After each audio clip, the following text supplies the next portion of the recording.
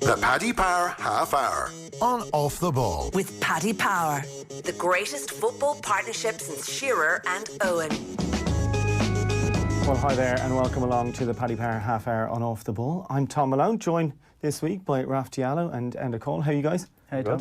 Yeah, I very much feel like I'm the captain of the B team here, no offence. This is a dream team.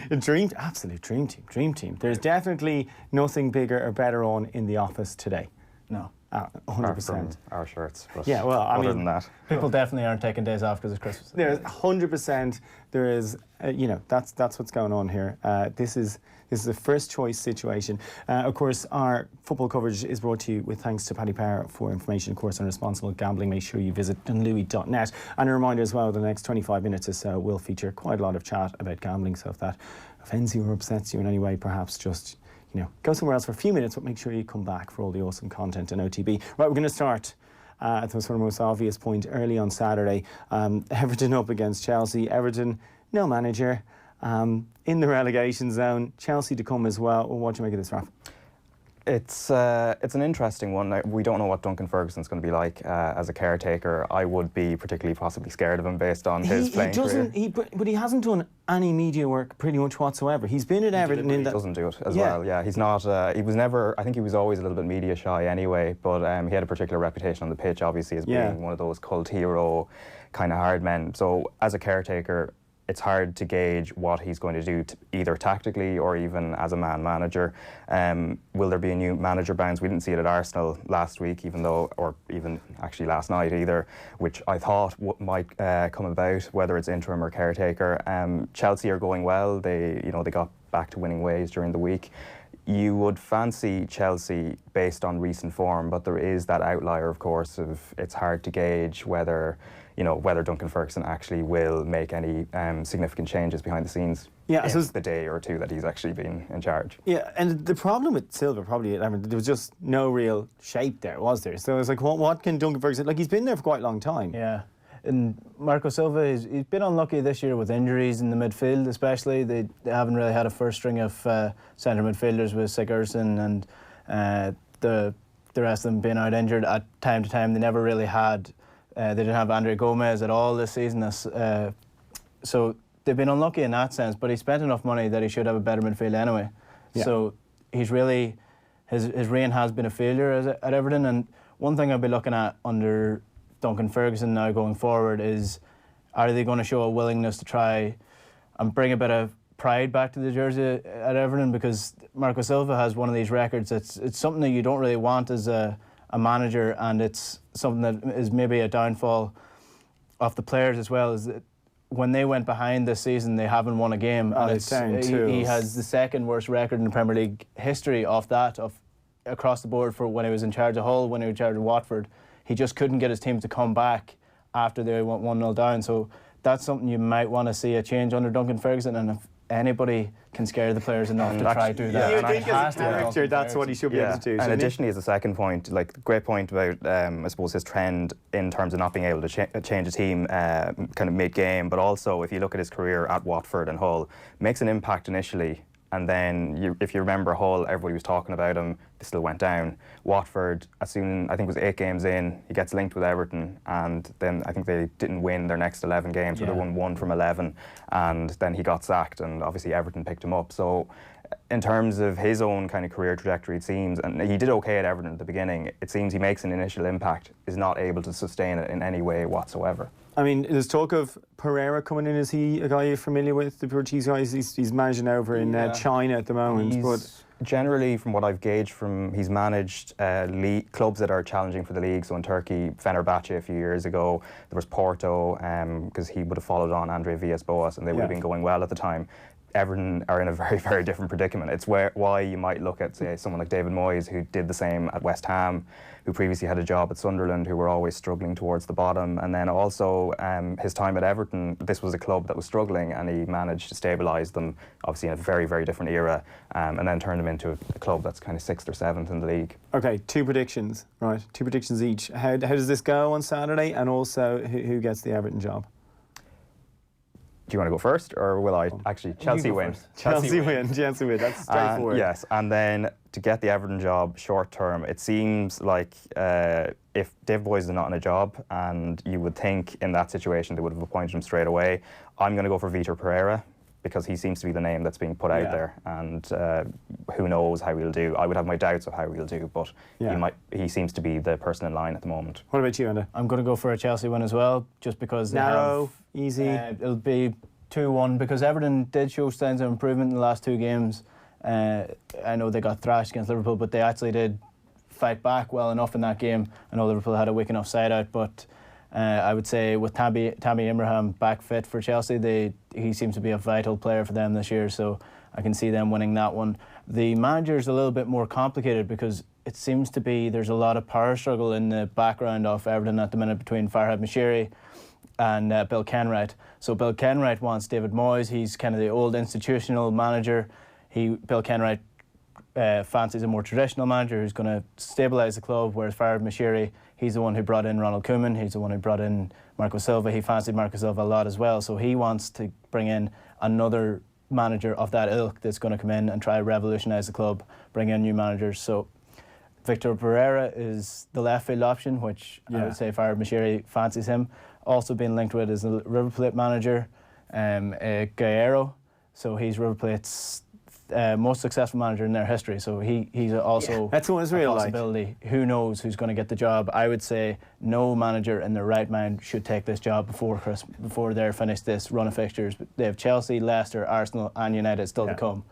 Mission for Big Sam. Don't take the job until after Christmas. Let Duncan Ferguson take all the fire on that. A couple of the last clubs you mentioned there, United and Arsenal, are not as daunting as what appears on the picture. Yeah, so let's move on to the Manchester derby then. Gets underway at 5:30. Both obviously arriving here in the back of wins, and City long odds on, kind of as you would expect, but United are pretty poor away from home in the Premier League, but in the last few years in this match they actually have a pretty decent record. They do, and again, it's the cliche, and I know people are saying it ahead of the Merseyside derby, that it can be an outlier in terms of, form goes out the window.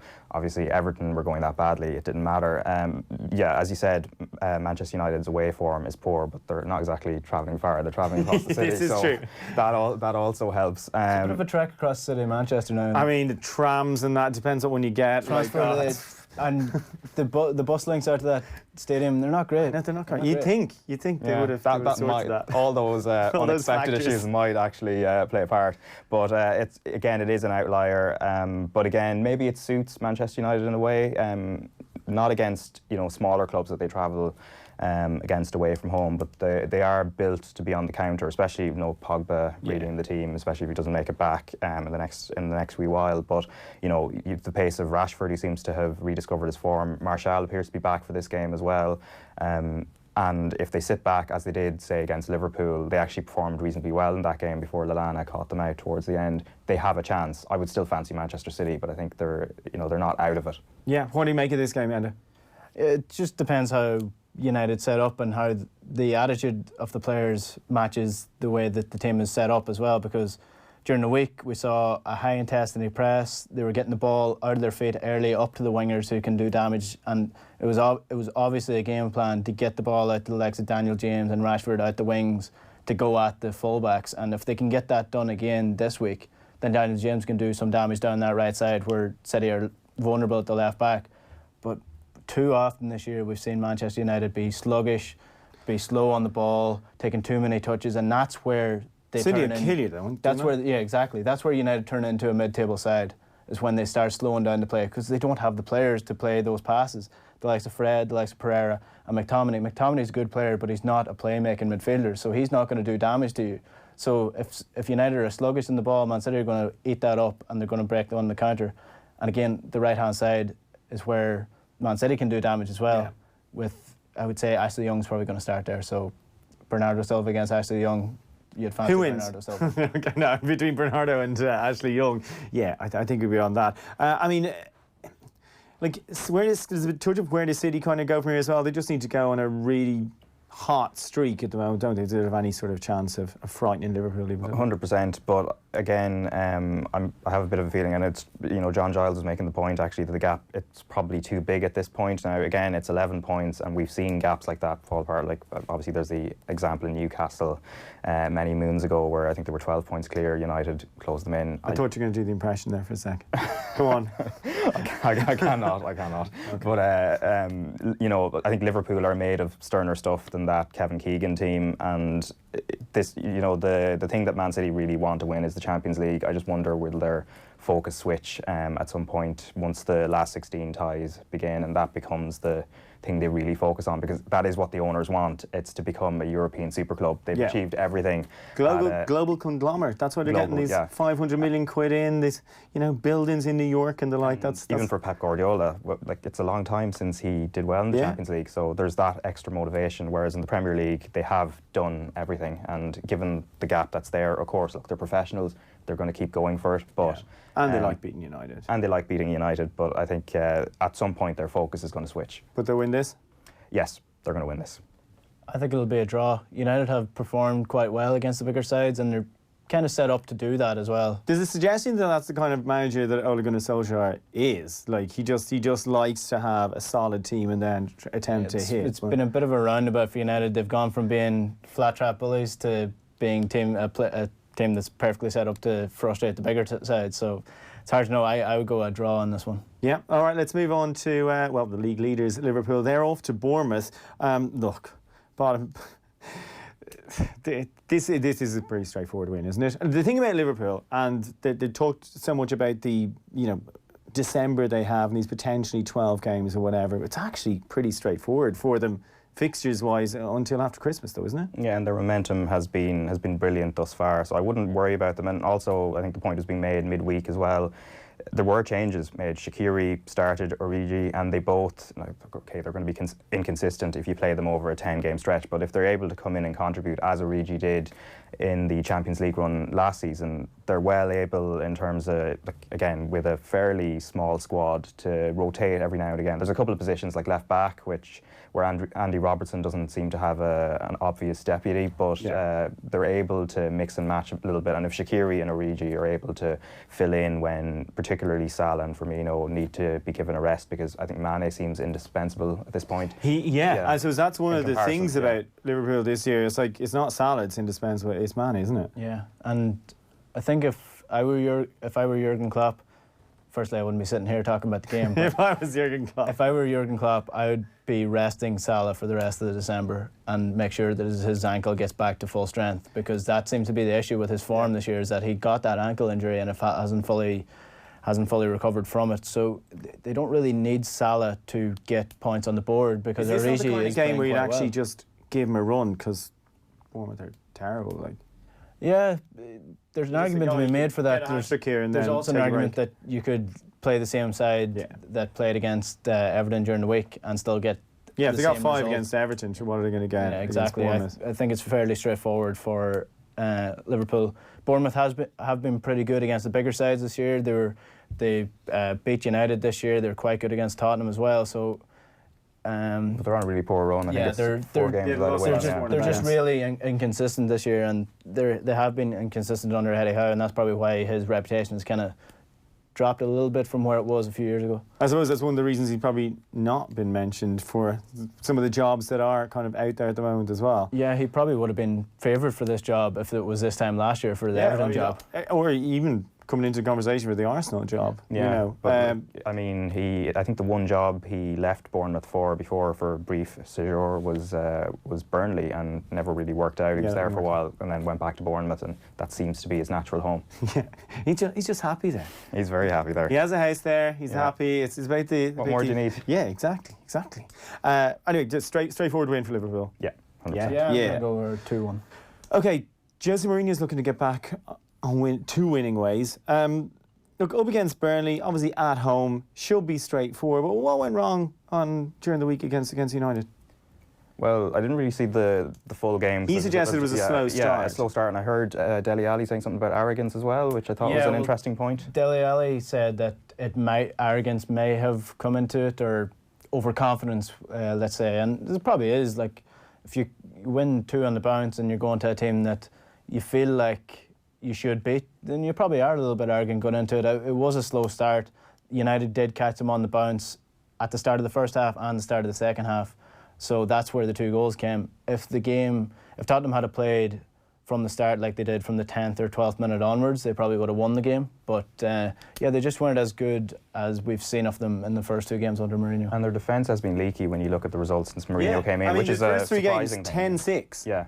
That's just not the Mourinho effect. That's an issue that they have to look at. Obviously, Dele Alli, Harry Kane, and the other forwards they have that Mourinho's used have obviously bailed them out most of the time, apart from the midweek game. But Burnley probably won't cause them as much issues away from home. If it was the reverse fixture in Turf Moor, I'd be worried. But Burnley have lost a couple on the bounce as well. Yeah, they're on a poor run as well. Yeah, the style of play they play it suits Tottenham down to the ground because they're not trying to get people in behind the defence. Yeah.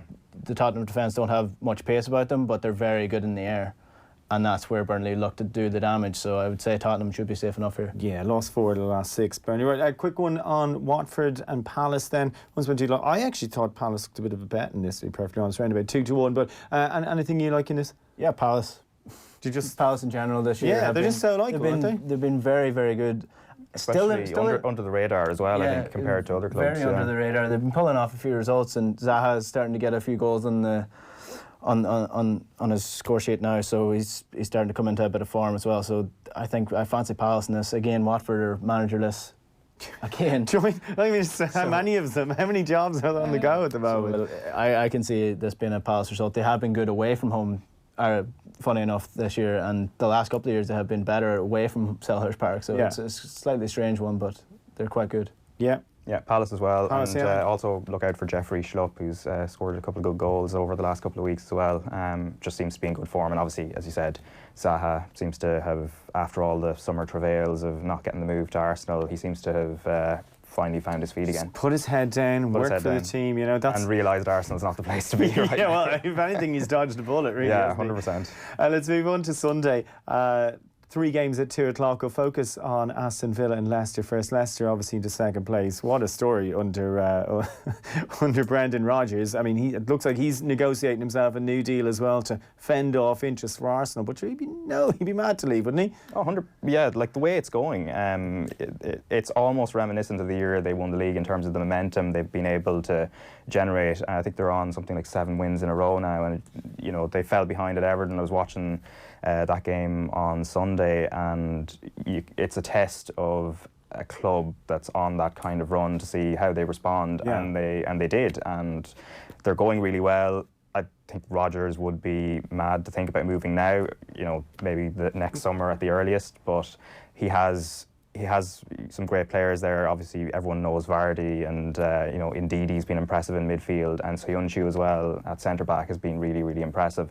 There's a good spine of players there, and I couldn't really look past them for this game. Yeah, 14 goals for Vardy so far in the Premier League. He looks like one to help himself again against Villa, doesn't he? Yeah, his scoring record is incredible. That he has gone through the league systems, and to maintain this consistency over this period of time in the Premier League is just remarkable. And even to keep the pace that he's kept, like at his age, that's unheard of. So do you know what I love about him? He just loves scoring goals. I know it sounds like a ludicrous thing to say for a striker, but even when they were winning like 9 or 10-0 or whatever, he's still like, I want 4, I want 5. He has got a little bit lucky with a few penalty decisions with encroachment and VAR calling him back. I think it's 3 this year. It's definitely 2 at least that he's missed the penalty, but it's been called back for encroachment from VAR. So he has 2 goals that arguably wouldn't have been goals without VAR, but he's brilliant, and he kind of epitomises where this Leicester team are at the minute. Absolutely ruthless. And Leicester this year, the thing I've been most impressed with them is not the defensive solidity, it's not the nice passing or intricate passing that we're seeing. It's the fact that when they go 2 goals up, they just keep going. They just keep going for more goals, and the Newcastle game especially, when they just absolutely just hounded them and didn't give up and just kept going. It seems like Vardy leads that mentality a little bit as well. Yeah, they just want to keep scoring. And I've seen a few people brush them off as potential as the team that are going to be closest to Liverpool this year. But I think out of all those squads, they've got the strongest squad between Chelsea, Arsenal. Maybe not. They probably don't have a better squad than Tottenham, but just on the run of form that Tottenham are at, and United. Leicester have the strongest squad out of those 4 teams. So Yeah, but this is probably a stronger squad than the one that won the league. It probably was. The only bad thing is they're chasing in Liverpool, not Tottenham. yeah, the only thing, yeah, exactly. They won the league with 74 points. Liverpool are probably going to win it with 99. Liverpool have that point. So. Yeah, like say the stronger squad point is great as well, because Iheanacho, who hasn't really featured as much, he came in as a late substitute against Everton, and he changed the game. Yeah. So it just shows where they're at. It's just unfortunate for them that they're coming up against or they're in the same, I suppose, season as a Liverpool team that appear to be just running away with it. Yeah, let's move on to the other 2 o'clock games quickly. Newcastle and Southampton. Southampton are on a good run of form. There was a worry that they might get cut adrift. Newcastle, of course, won midweek as well.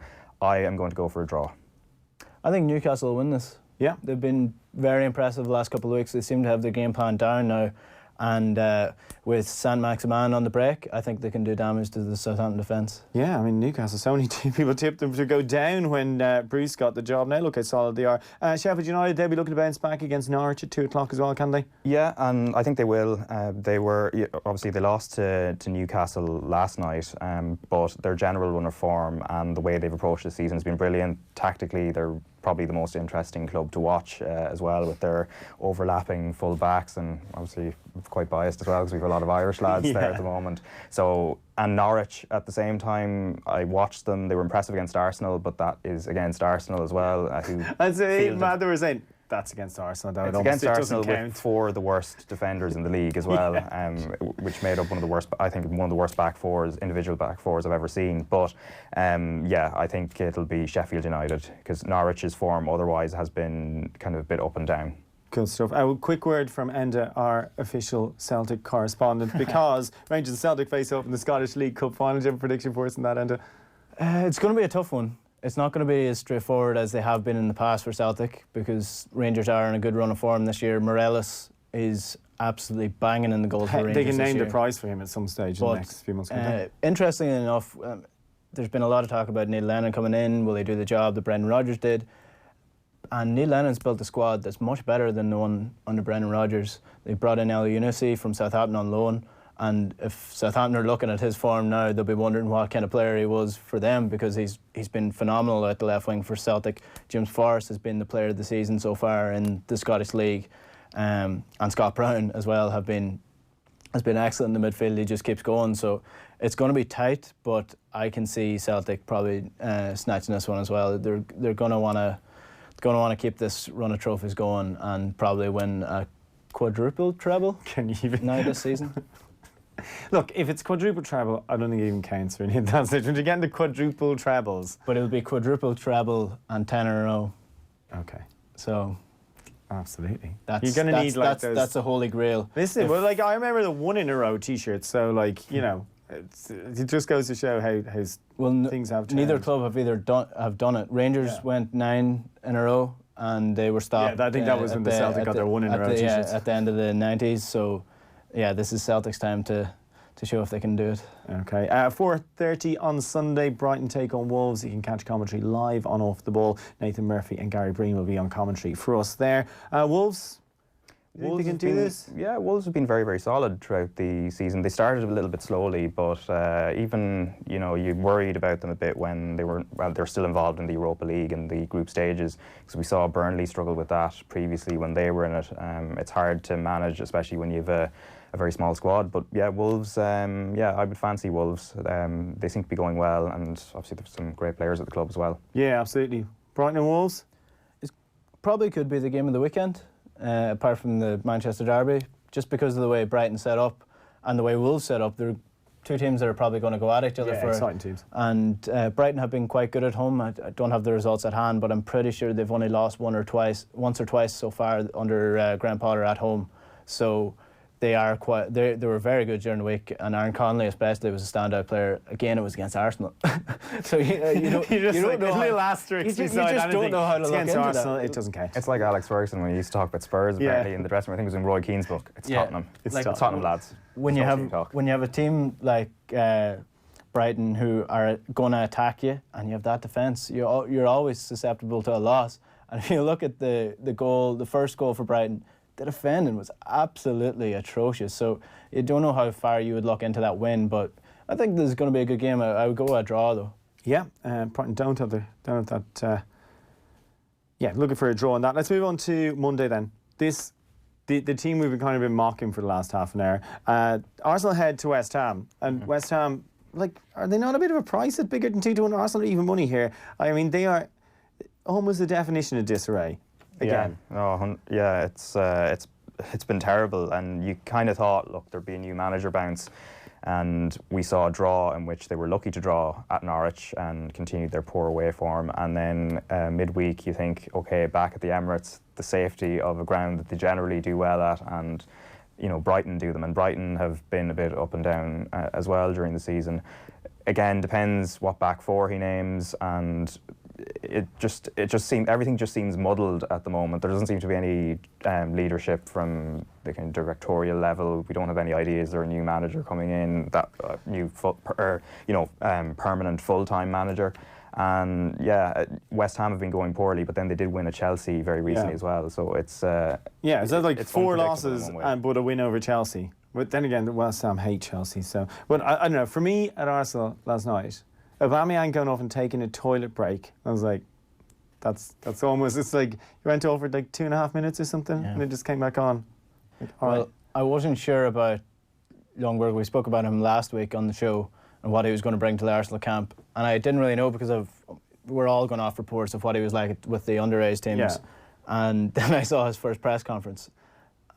This man is not going to inspire anybody to he seems like one of those managers that's just too serious, can't connect with the players. That could be completely untrue, but judging on the performances, it doesn't look like this Arsenal team are any different than they were under Emery. But he's part of it. It was like, it looks like he's the rat, doesn't it? Like the whole coaching team are gone, except for you. You can stay, Freddie. Good lad. Like. But I think that was the case, was always going to be the case given who he is. I think always part of the Invincibles. And obviously, I think he had been highly rated as a coach, but coach and manager are very... I think it was Jonathan Liu, I think was in The Guardian, was like, part of the Arsenal DNA, which is now a terrible affliction as opposed to one's... But, I mean, what happens here? What happens here on Monday night? It depends who West Ham go with. I mean, there's a chance that both teams could lose. I mean, there's actually... Honestly, it will come down to who West Ham play in nets. If they go with Roberto again and trust him, then Arsenal will knock in goals against them because he is terrible. Would you say he's the worst in the Premier League? He'd definitely do a good job at being the worst. I'd say he's definitely up there because the further down the table you go, the better the goalkeepers tend to be, which is because there's so much more work to do. One, because you actually have to be a shot stopper. So he's dreadful. So they went with their reserve keeper, 34-year-old debutant David Martin. And he was quite good. He was really emotional after last week. Yeah, so he's a son of a West Ham legend, and he did quite well. So I would say they'll probably go with him. And if Arsenal are leaky at the back like they were during the week, the West Ham forward line will do some damage as well. You think West Ham can do them? They can do them. Whether they will, I think it'll be a draw, actually. Okay. Yeah. Right. Well, let's get going. We'll get some best bets then for the weekend. We're going to have our selections from Paddy Power. We'll start with you, Enda. Go on. Enda's call. My call this week. I'm going to go with Crystal Palace to win 2-0. Not 2-0, but Crystal Palace to win and Watford not to score. That would be my... Crystal Palace to win 2-0, yeah. Crystal Palace to win 1-0, but with Jeffrey Schlupp to score. Oh, right, okay. My best bet of the weekend was going to be Palace as well. I just kind of can't believe the price about them. So, wisdom of crowds. Yeah. Or fools seldom differ. Whatever way you want to go with it. Thanks for tuning in. And a reminder again, of course, our football coverage is brought to you with thanks to Paddy Power. For information on responsible gambling, and make sure you visit dunlewy.net. Thanks for tuning in, and we'll be back again soon. Paddy Power, the greatest football partnership since Jeff and Heskey.